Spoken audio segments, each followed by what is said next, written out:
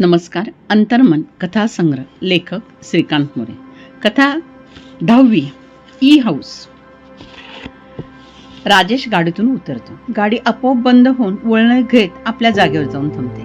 राजेश एक महान संगणक शास्त्रज्ञ. जगातील प्रत्येक गोष्ट मनात आणल्याबरोबर ती पूर्ण व्हायलाच पाहिजे यासाठी त्याचे प्रयोग चालू असतात आणि हे प्रयोग साध्यही होतात. राजेश हा प्रयोग स्वतःवरही काही अंशी पूर्ण करत असतो. एक संगणक घर खास संवेदनावर चालणारे, विचारधारेवर चालणारे निर्माण करतो. त्याच्या ई हाऊसला एक अदृश्य स्वरूप असते. ते फक्त त्याच्या मनाच्या विचारांबरोबर चालत असते. सकाळ होताच त्याला आपोआप घरातला रोबोट येऊन उठवतो. सुंदर म्युझिक लागतं. पूर्वीच्या भाषेत सांगायचं तर देवाला जसं काकड आरती तशा पद्धतीचा हा सारा प्रकार. रोबोट जागेवरची खुर्ची पुढे सरकवतो. खुर्चीवर बसल्यावर त्याचे सर्व सकाळचे कार्यक्रम बसल्या जागेवर पार पडतात.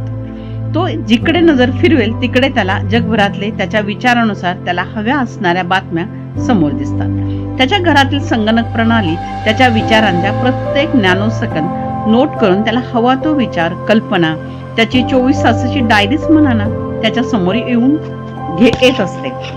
त्याची दिनचर्या, तो ज्या कंपनीत कामाला असतो त्या कंपनीच्या कार्यालयाच्या स्क्रीनवर तो अपियर होत असतो. Video conferencing. कंपनीचे कामकाज संपल्यानंतर राजेशच्या कंपनीचे इतर कंपन्यांबरोबर असलेले पत्रव्यवहार, चर्चा, मित्रमंडळाशी संगणकाद्वारे बोलणे इत्यादी. त्याला आलेले सगळे ईमेल, मेसेज सारे विरळणी करून त्याचे ब्रेन जे ऍक्सेप्ट केलेले आहे तेच फक्त रोबोट त्याच्या पुढे मांडत असतो. राजेशच्या जीवनात एवढी अत्युच्च दर्जाची सेवा असते की पुराण कथातील देव, परमेश्वर जसं आपल्याला भासतो तशा पद्धतीचं राजेशचं सारं कामकाज असतं.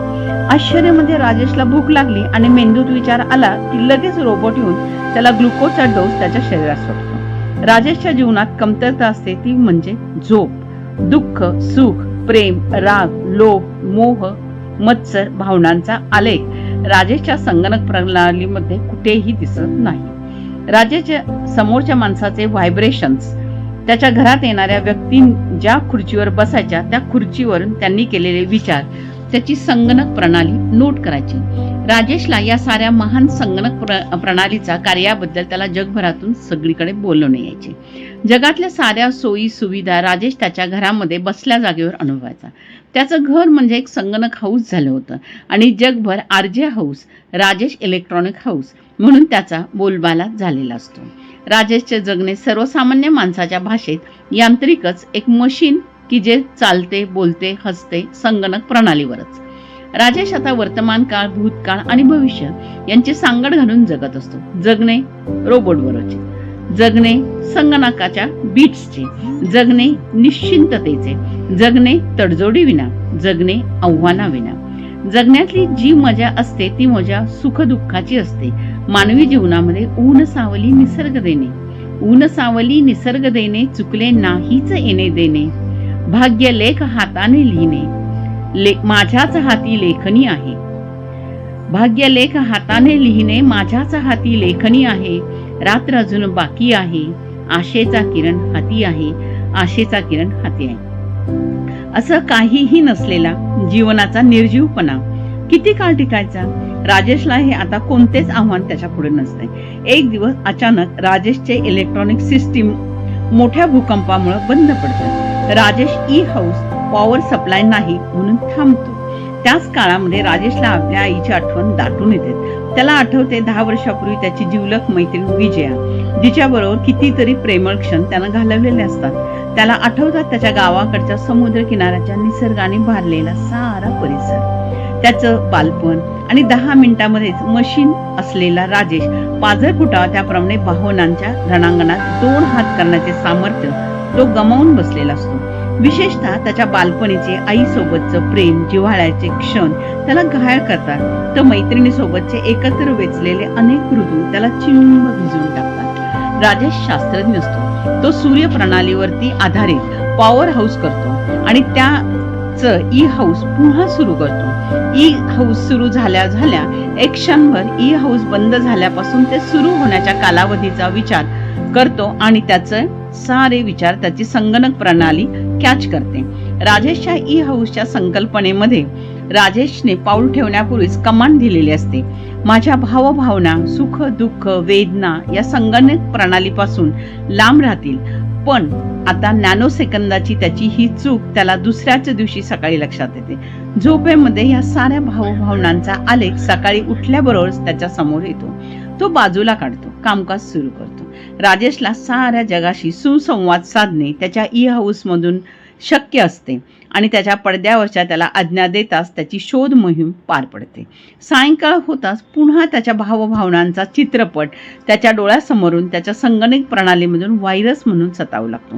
राजेशला हे सारं हळूहळू त्रासदायक वाटू लागतं. तो आईच्या प्रेमामध्ये, बालपणामध्ये हरवलेल्या रम्य आठवणीमध्ये सारखा जाऊ लागतो आणि सुख दुःख भावभावना त्याला सतावू लागतात. त्याच्या मेंदूतला एक भाग त्याला सातत्याने त्याच्या भूतकाळावर नियंत्रण विसरायला लावत असतो. राजेश आता हाऊस मध्ये संगणक प्रणालीमध्ये बदल करण्याचा प्रयत्न करतो आणि सुख दुःखाचे आठवणींचे रम्य हिंदोळे घेण्यात त्याला माणुसकी देऊन जाते.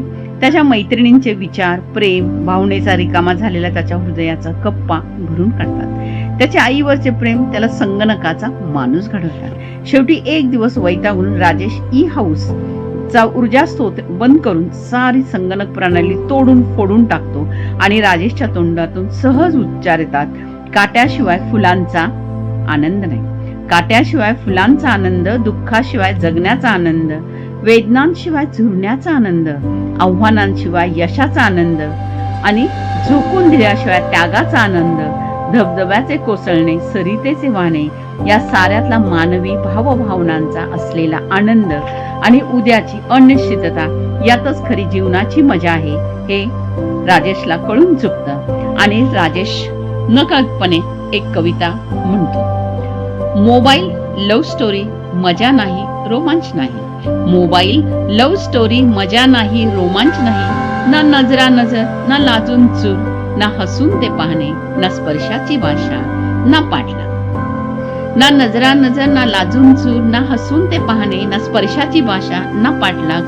मोबाईल लव्ह स्टोरी मजा नाही, रोमांच नाही. ना चोरून बघणे, ना रुसणे, ना मनावणे. ना चोरून बघणे, ना रुसणे, ना मनावणे. ना हुरहुर दाटते कधी, ना भेटीमध्ये मौनात दडलेले बोलणे. ना हृदयी धडधड वाढली कधी.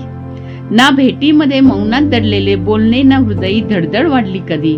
मोबाईल लव्ह स्टोरी मजा नाही, रोमांच नाही. रिमझिम बरसात होता, छत्री विना चालणे नाही. रिमझिम बरसात होता, छत्री विना चालणे नाही. सावलीत एकरूप होऊन श्वासातून हृदयी धडधड नाही.